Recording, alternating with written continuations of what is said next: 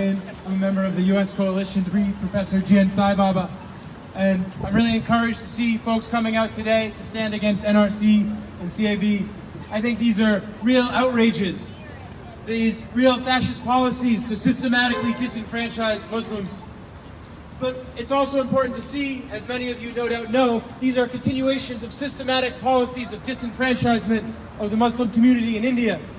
According to the World Health Organization, if more than 30% of a population is malnourished, that population is in a state of famine. Well, 40% of Muslims in India are malnourished. And the numbers are similar for Adivasis and for Dalits. We know that this Indian government, this Modi government, this Ludi Sarkar is not for the people. We know this, and more people are seeing it in India. They're rising up and they're protesting against it. This government has looted so much, continuing the policies of past governments, continuing the policies of the British and expanding on them, that people are rising up and fighting back. And so now they're trying to distract from this. They're trying to distract the people's rage. They're trying to blame Muslims. They're trying to say Muslims are illegals and that the people, the poor Hindus, should hate Muslims and target them instead of focusing on the outrages committed by this fascist Modi government, this BJP and RSS, this neo-colonial state. But I think we need to see through this. We've seen how the economy has been driven into the ground in India. And we've seen how along these same lines, then they whipped up national chauvinism around Kashmir. Then they've gone after Muslims in Assam with this NRC. Now they're building concentration camps to round up Muslims all across the country. And we know what this is about.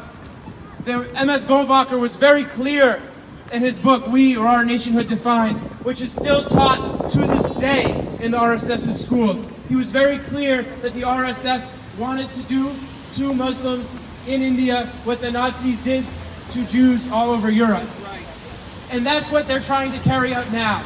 The BJP is attempting to carry this out, and they're using the old colonial laws, and they're modifying the laws where they don't suit them, and now they're building these concentration camps. So we here in the United States need to stand up and fight back. You know, I'm an American. I've never been to India. Hopefully one day I will go. But I feel that I have far more in common with my brothers and sisters in India fighting back against this fascist Modi government than I do with the government of Donald Trump or Barack Obama, who have so openly embraced the BJP and these fascist policies. And I think the oppressed people of the world, we need to stand together. We need to fight back the poor people of the world, because we see these governments whipping up Islamophobia, targeting the poor and oppressed communities, and trying to convince other poor people that it's in their interest to join in pogroms like happened in Gujarat, to join in pogroms like happened in 1984. And they're trying to convince us that it's in our interest to align with these fascists like Modi and Amit Shah. But we know it's not, and we need to show people that it's not, and we need to show people that they can stand up and fight back. And to be frank, I'm learning so much looking at the resistance that's going on all over India. I've been so inspired to see it. And power to the people, Inqilab Zindabad. Thank you, Ryan.